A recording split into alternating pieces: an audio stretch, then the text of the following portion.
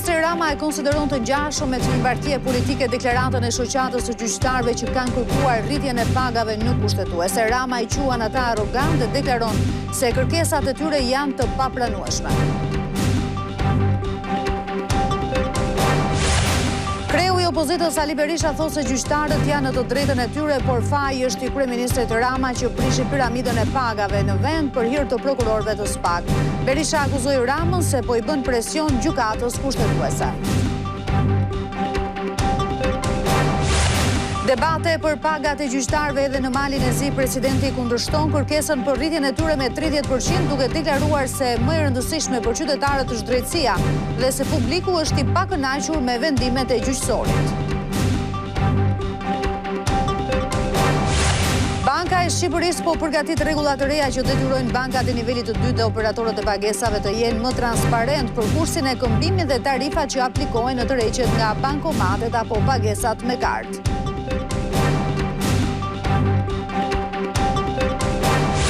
Prestigjozja amerikane Forbes shkruan se Shqipëria mbetet një mister që duhet zbuluar, ajo ndalet e Bregdeti i Shëngjinit, i cili sipas saj ofron mikpritje të klasit botëror, arkitekturë të guximshme dhe një potencial serioz për të investuar në prona. Pas Spanjës edhe Greqia po planifikon ndalimin e përdorimit të rrjeteve sociale nga fëmijët dhe adoleshentët nën 15 vjeç. Nisma u bashkohet disa vendeve europiane që synojnë të mbrojnë shëndetin e dëmiturve nga dëmet e qëndrimit online. Përfaqësuesit e Ukrainës dhe Rusisë zhvillojnë sot raundin e dytë të takimit trepalësh me ndërmjetësimin e Shteteve të Bashkuara, lëshime territoriale dhe garanci të sigurisë për Ukrainën janë çështjet kryesore të diskutimeve.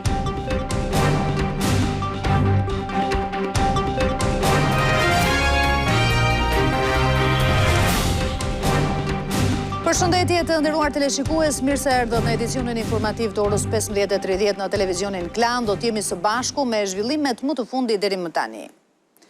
Kryeministri Edi Rama e konsideroi të ngjashëm me të një partie politike deklaratën e shoqatës së gjyqtarëve që kanë kërkuar rritjen e pagave të tyre në gjykatën kushtetuese. Rama i quan ata arrogant me pushtetin që kanë dhe deklaron se kërkesat e tyre janë të papranueshme dhe të pajustifikueshme. Mes kryeministrit Edi Rama dhe shoqatës së gjyqtarëve ka nisur një debat publik lidhur me kërkesën e këtyre të fundit në gjykatën kushtetuese për rritjen e pagave të njerëzve të drejtësisë. Reagimi mbrëmshëm i Unionit të Gjyqtarëve që akuzon kryeministrin se ka nisur një fushatë spekulimesh histerike ndaj tyre, Rama thotë se e ka surprizuar. Është e pajustifikueshme, e papranueshme, e pagëlltitshme të sulmoni publikisht kreun e Këshillit të Ministrave, sulmoni publikisht mediat dhe t'i akuzoni të gjithë për histeri.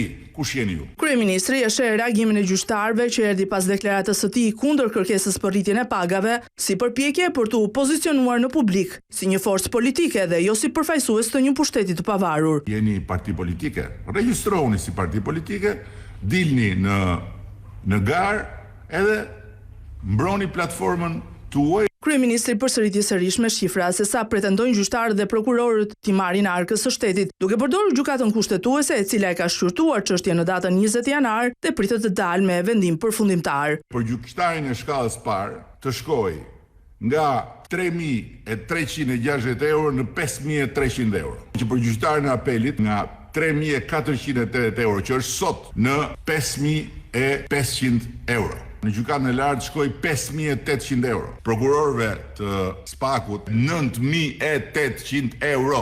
Kryeministri shpjegon përse qëllimisht pagat e anëtarëve të SPAK-ut dhe gjykatës speciale u diferencuar nga pjesa tjetër e sistemit të drejtësisë.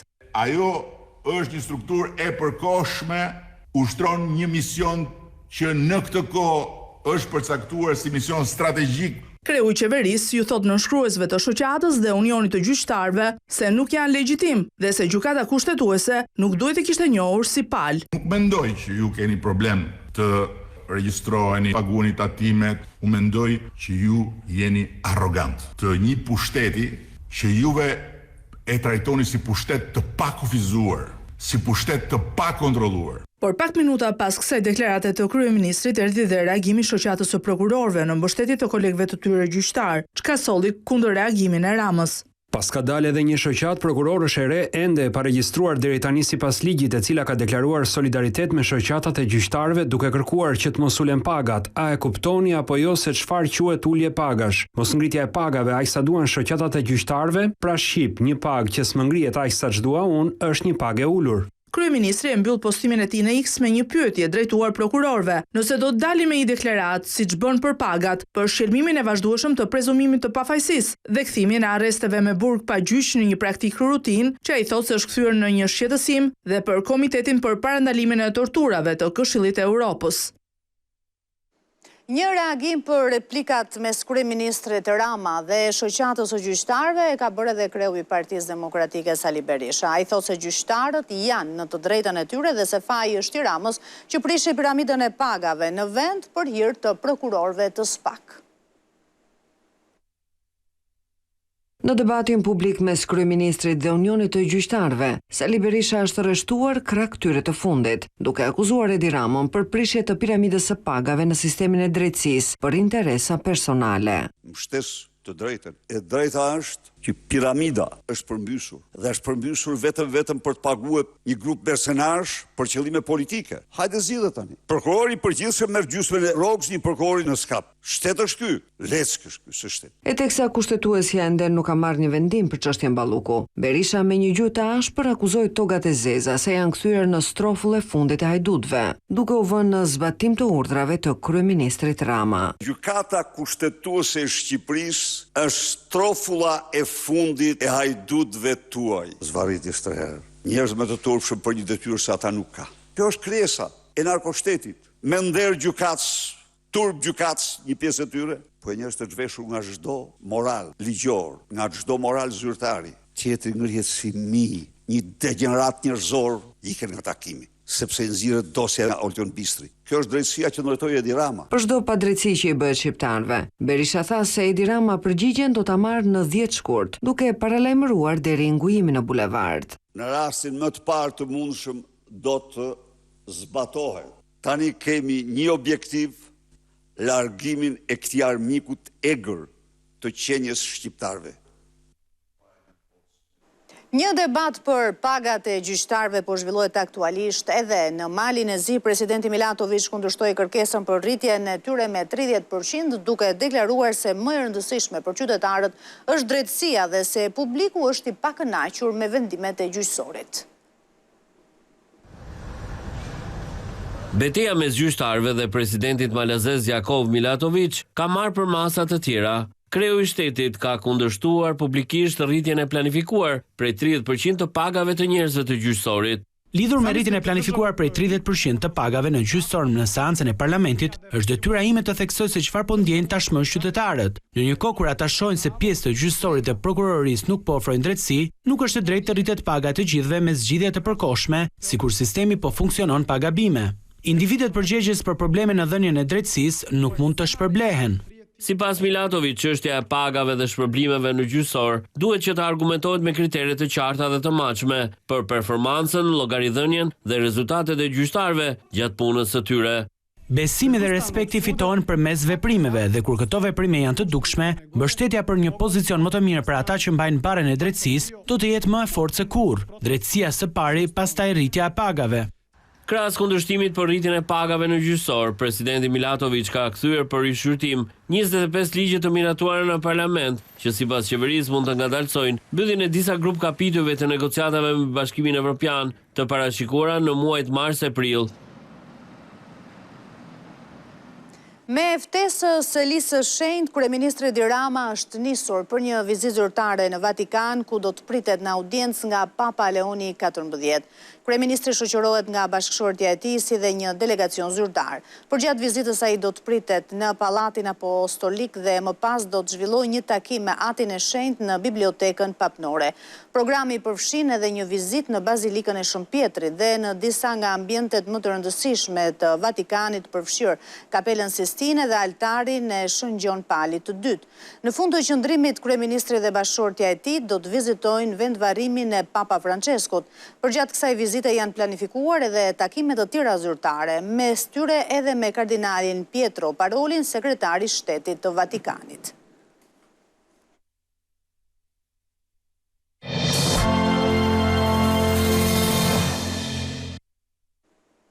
Programi kombëtar I praktikave të punës u ka mundësuar mbi 1600 të rinjve të punësohen në administratën publike pas përfundimit të studimeve. Kryeministri Rama vlerësoi punën e programit duke theksuar se ai ndihmoi të rinjt pa përvojë pune.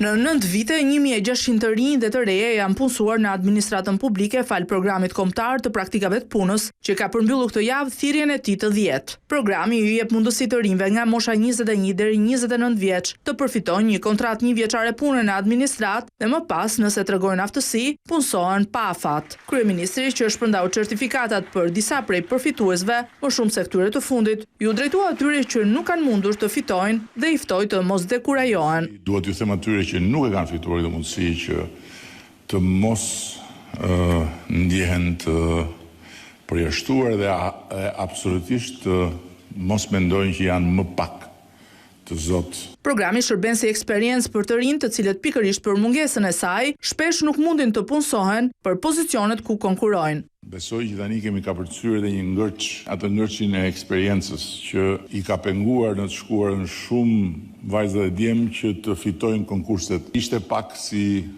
pula vezën, veza pulën, sepse që të hyje në administratën publike duhet kishe eksperiencë, por po të mos hyje në administratën publike s'kishe ku e krijoje eksperiencën. Kryeministri lajmëroi se së bashku me Komisionin Evropian, qeveria ka gati një program për garancinë rinore, një fond prej 65 milion eurosh që synon të aktivizojë të rinjt që kanë potencial duke I mbështetur përmes trajnimeve, çka do t'ju sigurojë dhe mundësi konkrete punësimi. Banka e Shqipërisë po përgatit rregulla të reja që detyrojnë bankat dhe operatorët e pagesave të jenë më transparent për kursin e këmbimit dhe tarifat që aplikohen në tërheqjet nga bankomatet dhe pagesat me kartë. Qytetarët ndërkohë duhet të informohen paraprakisht për detyrimet. Banka e Shqipërisë po shtrëngon rregullat për transparencën e tarifave që lidhen me këmbimin e monedës, veçanërisht në tërheqjet nga bankomatet dhe pagesat me kartë. Me një projekt vendim të ri, institucioni mbikëqyrës synon që qytetarët të informohen qartë dhe paraprakisht për kursin real që aplikohet dhe për kostot shtesë që paguhen gjatë transaksioneve. Sipas dokumentit, bankat dhe operatorët e pagesave do të jenë të detyruar të shfaqin diferencën mes kursit të aplikuar dhe kursit zyrtar të Bankës së Shqipërisë në formë përqindjeje, të njohur si merkap, përpara se klienti të konfirmojë transaksionin. Kjo përqindje duhet I njoftohet paguesit përpara inicimit të transaksionit të pagesës. Informacioni duhet jetë I dukshëm dhe I kuptueshëm, në mënyrë që përdoruesi të marrë vendim të informuar për kryerjen ose jo të transaksionit. Risi tjetër është detyrimi për njoftim elektronik pas kryerjes së transaksionit për çdo kartë pagese të lidhur me të njëjtën llogari me qëllim rritjen e kontrollit dhe informimit të konsumatorit. Ky informacion duhet të shfaqet qartë në ATM ose në pikën e shitjes, si dhe t'i vihet në dispozicion paguesit përmes mjeteve të qëndrueshme të komunikimit. Qëllimi është rritja e transparencës dhe mbrojtja e konsumatorit nga kostot e fshehura gjatë transaksioneve. Vendimi e Bankës së Shqipërisë pritet të hyjë në fuqi më 1 dhjetor 2027 dhe synon të mbrojë konsumatorin duke e bërë më të krahasueshme dhe më transparente koston reale të shërbimeve bankare.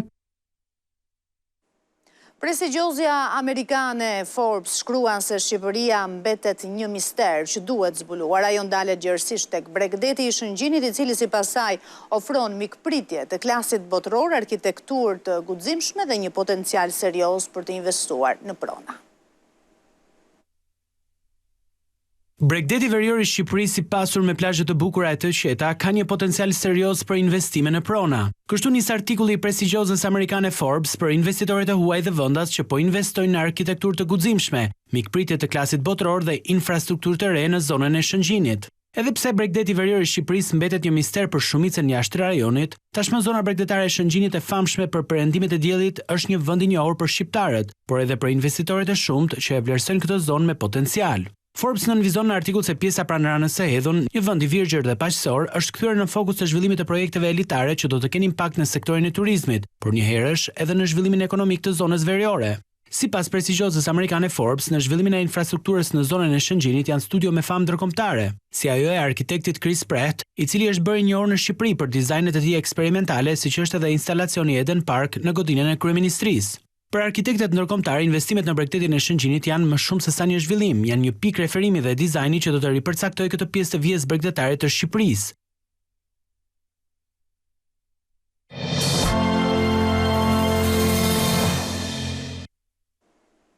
Eci më teme të tjera zhvillime, policia ka ekzekutuar 20 masa sigurie të lëshuara nga prokuroria për çështjen e mbetjeve që u kthyen nga Tajlanda, ndërkohë 13 persona të tjerë janë në kërkim. Organi i akuzës thotë se nga analizat e bëra rezultoi se mbetjet përmbanin elemente të rrezikshëm për shëndetin e njeriut dhe mjedisin.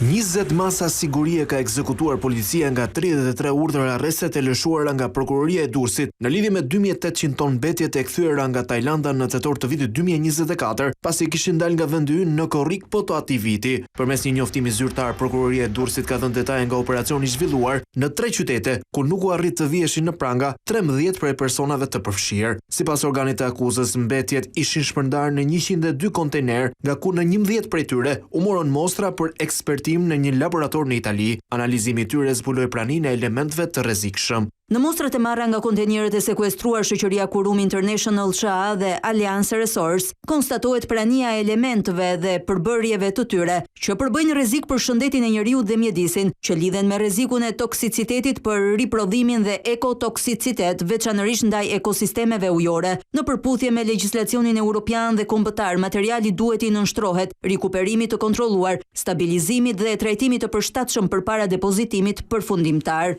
Kjo përgjigje e marr bindje jetuesi se 33 personat e përfshirë për të cilët gjykata lëshoi mas sigurie ka dyshime se kanë konsumuar disa vepra penale, konkretisht kontraband me mallra të ndaluar ose të kufizuar, transporti mbetjeve, falsifikim dokumentash, pastrimi produkteve të veprimtarisë kriminale dhe shpërdorim të tyre. Mes personave të vënë akuzë tashmë të arrestuar janë zyrtar të doganës së Durrësit dhe Agjencisë Kombëtare të Mjedisit, mes të cilëve drejtoresha e përgjithshme e këtij institucioni, si dhe ish drejtuesja e saj. Ndërkohë në kërkim është shpallur Erdal Demir, administratori Kurum International, për të cilin gjykata e Durrësit ka lëshuar në mungesë masën në arrest me burg. Të njëjtën masë shërnguese gjykata ka caktuar edhe për pronarin e kompanisë Sokolaj, Giovanna Sokolaj, gjithashtu e shpallur në kërkim nga policia, e cila i kishte blerë mbetjet nga Kurum për t'i dërguar në Tajland. Të 102 kontejnerët e kthyer aktualisht vijojnë të jenë në spital të Durrësit, pasi me urdhër të prokurorisë së këtij qyteti janë sekuestruar në cilësinë e provës materiale. 24 vite heqje lirie dhe gjykata e Tiranës për Ilirian Beqara e një shpallur fajtor për pjesëmarrjen e ekzekutimin e Gentian Bejtes në mars të 2024 në oborin e banesës së tij në Fushkruj. Sipas akuzës, ai kishte rolin e ndihmësit në këtë ngjarje. Gjykata e Tiranës dënoi me 24 vite burg Ilirian Beqarajn, të cilin e gjeti fajtor për vrasjen e Gentian Bejtjes në mars të 2024 në Larushk të Fushkrujës. I njohur dhe me mbiemrat Brahimi e Mançallari, ai u dënua edhe për armbajtje pa leje dhe falsifikim të dokumenteve. Prokuroria kërkoi në nëntor të 2025 dënimin e tij me 23 vite heqje lirie dhe tha para treshës së gjyqtarëve se në këtë ngjarje Beqaraj ka pasur rolin e ndihmësit. Provat me të cilat hetuesit mbështesin këtë akuzë janë një shenjë gishti që është gjetur në mjetin e përdorur nga autorët për t'u larguar nga vendi i ngjarjes. Po ashtu rezulton se me një mjet të marrë me qera, Beqarej ka qenë në kohë të ndryshme në afërsi të vendit ku ndodhet banesa e viktimës. Gentian Bejtja u vra me breshëri plumbash brenda rrethimit të banesës së tij, teksa për ngjarjen nën hetim janë marrë edhe 3 persona të tjerë. Një vit para atentatit fatal në korrik të 2023-shit ndaj banesës së Bejtjes, u qullua me armë ku u vra kunati i tij Ramazan Sino dhe mbeti i plagosur djali i tij i mitur.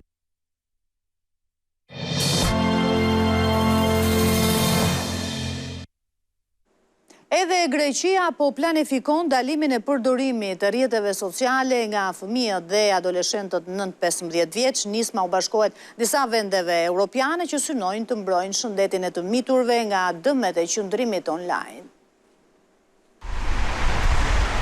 Pas Spanjës edhe Greqia po bëhet gati të ndalojë aksesin në rrjetet sociale për fëmijët dhe adoleshentët nën moshën 15 vjeç. Mediat greke raportojnë se qeveria Mitsotakis ka krijuar tashmë grupe pune dhe nisma pritet të shpallet shumë shpejt. Athina synon të përdorë aplikacionet ekzistuese digjitale si Kids Wallet për të verifikuar moshën e përdoruesve në platforma si TikTok, Instagram dhe Facebook. Në Spanjë, kryeministri Pedro Sánchez njoftoi të martën se projekt ligji për ndalimin e medjave sociale për nën 16 vjeçarët do të shtrohet për votim javën e ardhshme. Sánchez e quajti hapësirën aktuale digjitale një perëndim të egër, plot varësi dhe pornografi, duke theksuar se mbrojtja e fëmijëve nuk mund të presë më. Spanja po ashtu planifikon të ndëshkojë penalisht drejtuesit e këtyre medjave për manipulim të algoritmeve. Në një postim në rrjetet sociale, Elon Musk e quajti të pistë vendimin e Sanchezit, të cilin e konsideron tiran. Kjo valë rregullimesh po përfshin të gjithë kontinentin. Britania e Madhe, Gjermania, Italia dhe Portugalia janë duke shqyrtuar seriozisht kufizimet ngjashme, ku në disa raste mund kërkohet pëlqimi prindëror deri në moshën 16 vjeç. Franca miratoi muajin e kaluar të njëjtën mas, që ende nuk ka hyrë në fuqi, ndërsa vende si Australia dhe Malajzia e kanë marrë tashmë këtë hap, ku vetëm në Australi janë mbytur mbi 4.7 milion llogaritë të miturve që nga dhjetori i kaluar. Në kushtet kur teknologjia digjitale është bërë pjesë e pandare e procesit të rritjes së fëmijëve, një raport i Bankës Botërore vlerëson rëndësinë që ka balancimi i kohës së kaluar para ekranit. Ekspertët kërkojnë një ndërveprim më të madh nga ana e prindërve. Teknologjia është tashmë pjesë e pandare e procesit të rritjes së fëmijëve, por përballë këtij realiteti, një raport i fundit i Bankës Botërore sugjeron se sfida e prindërve nuk është më se si të largojnë fëmijët nga ekranet, pasi një gjë e tillë është thuajse e pamundur, por balancimi i kohës së kaluar para ekranit. Me të drejtë thuhet që nuk mund t'i ndalojmë prekjen ose ekspozimin tek teknologjia, por faktike ne duhet ta edukojmë fëmijën për mënyrën se si duhet të qëndrojë përballë teknologjisë. Dhe kjo pasaj ka të bëjë me edukimin e prindërve. Prindërit shpesh u drejtohen ekraneve si zgjidhje praktike për të menaxhuar sjelljet e vështira të fëmijëve, apo thjesht për të gjetur momente lehtësimi për veten. Raporti cilëson këto si zgjedhje të dobta prindërore, ndërsa sociologët rekomandojnë qasje të tjera. Duhet bërë një kontroll i rrept nga ana prindërore, që do të thotë të menaxhosh kohën e qëndrimit përballë teknologjisë, të qëndrosh me fëmijën për aq orë sa fëmia ka nevojë, nëse i duhet të luaj, mirë është që edhe prindi të luajë bashkë me të. Çfarë ndodh nëse një fëmijë ekspozohet gjatë dhe në mënyrë të pakontrolluar përballë ekranit? Një fëmijë izoluar, një fëmijë të rrequr, një fëmijë i cili nuk ka dëshirë të luajë në ambientet në natyrë, themi, sepse ndihet më komod me lojën që ai është duke zhvilluar në rrjetet sociale. Ekspertët rekomandojnë se ekspozimi ndaj teknologjisë nuk mund të jetë më shumë se 20 minuta për të vegjëlit deri në moshën 5 vjeç. Ndërkohë, qëllimi nuk mund të jetë më eliminimi i ekraneve, por nxitja e modeleve të shëndetshme përdorimi që mbrojnë rritjen e fëmijëve, ndërsa i përgatisin ata për një botë gjithnjë e më digjitale.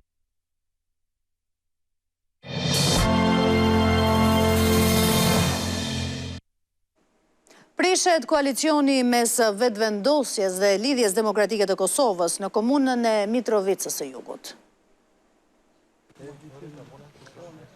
Lëvizja vetëvendosje dhe lidhja demokratike e Kosovës dëshmuan edhe një herë se nuk mund të qeverisin bashk, por kësaj radhe në nivel lokal. Ende pa nisur mirë punën, LDK-ja ka prishur koalicionin me Guxo dhe vetëvendosje në Mitrovicë të Jugut. LDK në Mitrovicë njofton nëpërmjet rrjetit social Facebook se shkak i daljes së kësaj partie nga koalicioni me vetëvendosje Guxo është mos respektimi i marrëveshjes për bashkëqeverisje dhe shpërfillja e propozimeve zyrtare të tyre. Emërimi i drejtorit të Drejtorisë për Kulturë, Rini dhe Sport i realizuar në mënyrë të njanshme dhe pas një paralajmërim nga kryetari Peci, është në kundërshtim të plot me dakordimet paraprake, si dhe me propozimet e miratuara nga organet e LDK-s në Mitrovicë. Por kreu i Mitrovicës së Jugut Faton Peci fajin e hedh diku tjetër. Qasja ime ka qenë tepër gjeneroze, po nuk mundesh me pretendu me 3%, as me qenën kryetari komunës, as me marrë më shumë përgjegjësi që ta kanë. Marrëveshja për bashkëqeverisje ishte arritur para më shumë se një muaji, para betimit të Faton Pecit, si kryetari i Mitrovicës së Jugut.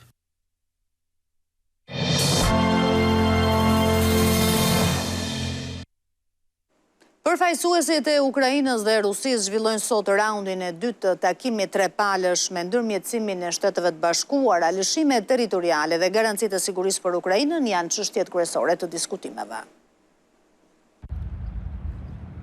Në Abu Dhabi takon këtë të mërkur përfaqësuesit e Ukrainës, Rusisë dhe Shteteve të Bashkuara në raundin e dytë të takimit trilateral që për herë të parë ka bërë bashkë Moskën dhe Kievin në ndërmjetësimin e Washingtonit. Ky proces diplomatik synon një zgjidhje për luftën gati 4 vjeçare, por atmosfera mbetet tejet e rënduar. Raundi i dytë zhvillohet pas rifillimit të sulmeve masive ruse ndaj sektorit energjetik në Ukrainë të martën, ku mbi 500 dronë dhe raketa lan Kievin pa ngrohje në temperatura -20 gradë. Ukraina u kundërpërgjigj mëngjesin e kësaj të mërkure me të njëjtën monedhë, duke goditur infrastrukturën në Belgorod të Rusisë dhe duke zhytur në errësirë pjesën më të rëndësishme të këtij rajoni kufitar. Pas këtij sulmi, presidenti i Ukrainës paralajmëroi rishikimin e qëndrimeve, por pa sqaruar se për çfarë bëhej fjalë. Në Tryezë, sot diskutohen pikat më të nxehta të planit amerikan, ngrirja e fondit aktual dhe garancitë e sigurisë. Pavarësisht optimizmit të Donald Trumpit, negociatat kanë mbetur pezut te çështja e territorit ku palët nuk heqin dorë nga kushtet e tyre. Rusia kërkon tërheqjen e plotë të forcave ukrainase nga i gjithë rajoni i Donbaskut, ndërsa Kievi refuzon kategorikisht lëshimin territorial.